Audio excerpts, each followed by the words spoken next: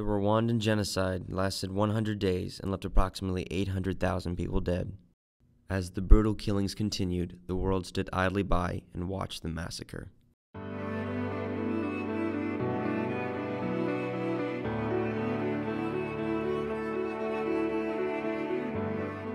Muraho, amakuru nitwa Hirwa Adalgisi. Uyu nguyu ni mushiki wanjye Rosine, turi Abanyarwanda. What my brother just said is, hi, my name is Hirwa, and this is my sister Abuwe, and we're from Rwanda. Our children, Rosine and Adalgis, are Tutsis. They made up only 10% of the population of the country. The Hutus made up about 90% of the country. But the Tutsis were in positions of power in the country because when the Belgians and the French had colonized Rwanda, they had placed the Tutsis in control of a lot of the government positions. There were over 800,000 people killed in a span of just 100 days. And when you think about living on the streets in Rwanda and in the towns and really what that looks like, the dead bodies, the burned bodies, the blood in the streets. And when you think about the little kids who would witness this, their parents being burned in front of them or slaughtered in front of them, that was a very powerful message that was sent not only to the people of Rwanda, but also to people watching around the world. Our children's mother and father and Adalgis and their two older brothers escaped. They were walking with a large group, and they were attacked by a group of Hutus, and their father and most of their cousins and aunts and uncles were all murdered. It became such a violent threat to the point where my mom was just like, I don't know if I can live with this if something happened, and I knew that I had a chance to fix it and I couldn't. So I think my mom started becoming more serious about, hey, my kids really can't be here, it's just not safe. The Hutus who killed my father in the genocide were threatening our family, and my mother made a wise decision to send us to America so we could be safe. Rosine and Adalgis are only two of the 2 million refugees that the genocide left behind. This tragedy reduced the country to martial law, forcing thousands to flee their homeland.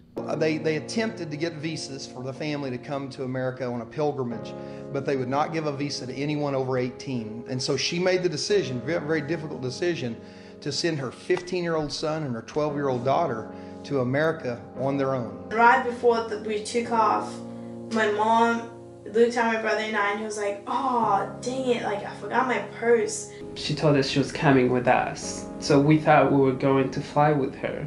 You know, when she left to go get her purse, I mean, that was like the goodbye. She left and she didn't come back. And then once I found out that my mom was not coming with us, Rosine and I got nervous and started questioning myself because I did not know what was going to happen to me and my sister. Of course, it was Thanksgiving. We were all around the table and we all talk about what we're thankful for. And I was starting to have kind of a hard time after 15 years of wanting children. And she mentioned that she wished that we could have children by Christmas. Of course, we don't have any children, and we weren't in the process of having any children, and so I kind of giggled and afterward told her, you know, that's probably not something that you're going to get as children by Christmas, since it was already Thanksgiving. Bert said, Jamie, why do you keep asking for things that you know can't happen? And I said, well, you asked me, like if I asked God for what I truly wanted, that was what it would be. I immediately called her and said, Jamie, are you ready to have children in our home? She said, yes. I mean, we just prayed for this.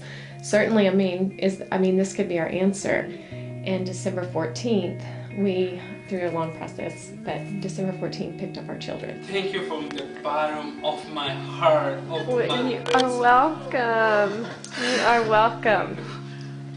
That's, yeah, I really, oh my God, I'm so happy. From that moment on, you know, the kids have always called us mom and dad. I've never had a father figure in my life, and so I felt like it was a perfect connection between two of us. Our family just opened up their arms and loved them more than I've ever seen a family love someone, because they knew that they were coming from really desperate circumstances. I felt very welcomed because they were all interested in meeting me. I was interested in meeting them as well. I mean, it was like they lived with us our entire lives. I knew it was an answered prayer and a miracle, and so I never questioned it. It was an automatic connection. The minute I saw the kids, saw their faces, then I knew those were my children. The first night we were definitely they were just great people, and we were children who needed parents. There's no words to use to show how appreciative and how grateful I am. For 15 and 12 years,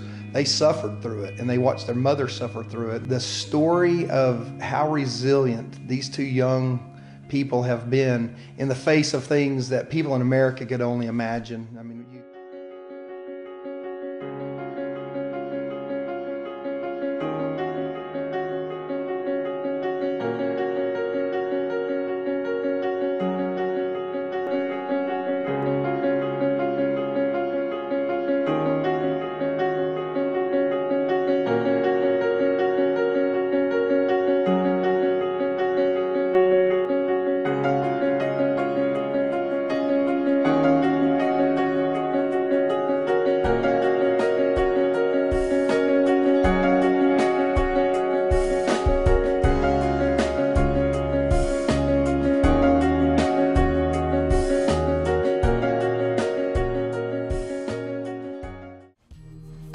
Rwanda, yeah, Rwanda. Hello. Hi, how are you? Ni Hirwa. Amakuru yawe.